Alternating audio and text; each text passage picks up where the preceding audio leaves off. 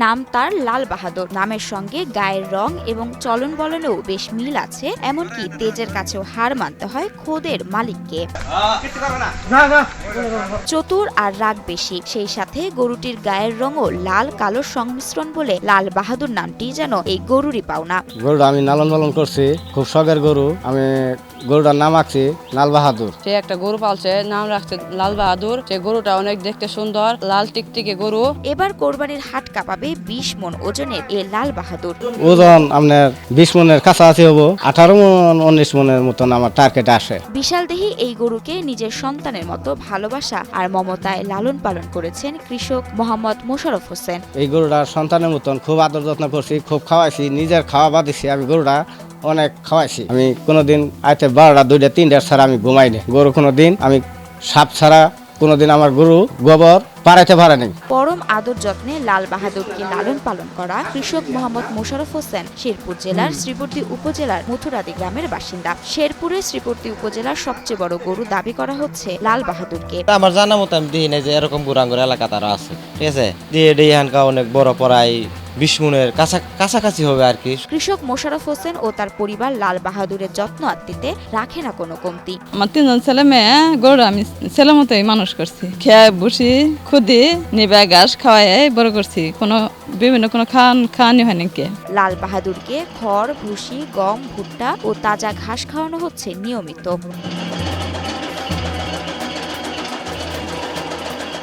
Bundle থাকলে প্রতি সেনমানিতে টাকা বাঁচবে।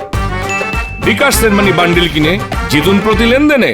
বড় গরু বিধায় লাল বাহাদুরকে ঢাকায় নিয়ে যাওয়া নিয়ে কিছুটা দুশ্চিন্তায় রয়েছেন কৃষক মোহাম্মদ মোশাররফ হোসেন। তাই বাড়ি থেকেই গরুটি বিক্রি করে দিতে চান তিনি। আমি সাধারণ গরিব মানুষ, আমি বাড়িতে নিয়ে বিক্রি করবে চাই। প্রাকৃতিক খাবার খাইয়ে শাহিওয়াল জাতের এই লাল বাহাদুরকে বড় করেছেন বলে দাবি মোশাররফ হোসেনের। ওষুধ টষুধ আমরা কিছুই খাওয়াই নাই, হাউস করে গরুটা পালছে বলাই আমার। খুব যত্ন করছি, মিলি খুব খাওয়াইছি, খুব আদর যত্ন করছি, খুব গরুর সাথে জান দিছি। গরুটিকে এক নজর দেখতে এলাকার বিভিন্ন মানুষ ভিড় করছেন কৃষক মোহাম্মদ মোশাররফ হোসেনের বাড়িতে। হ্যাঁ, অনেকেই তো দেখতে আসে, প্রত্যেক দিনই 2-4জন 5জন করে মানুষ দেখতে রাখে এই গরুটা।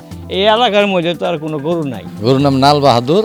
আশপাশে এরকম বড় গরু নাই, মানুষ আসতেছে দেখবার জন্য। আসন্ন কোরবানি ঘিরে এই লাল বাহাদুরের দাম হাঁকা হচ্ছে 8,50,000 টাকা।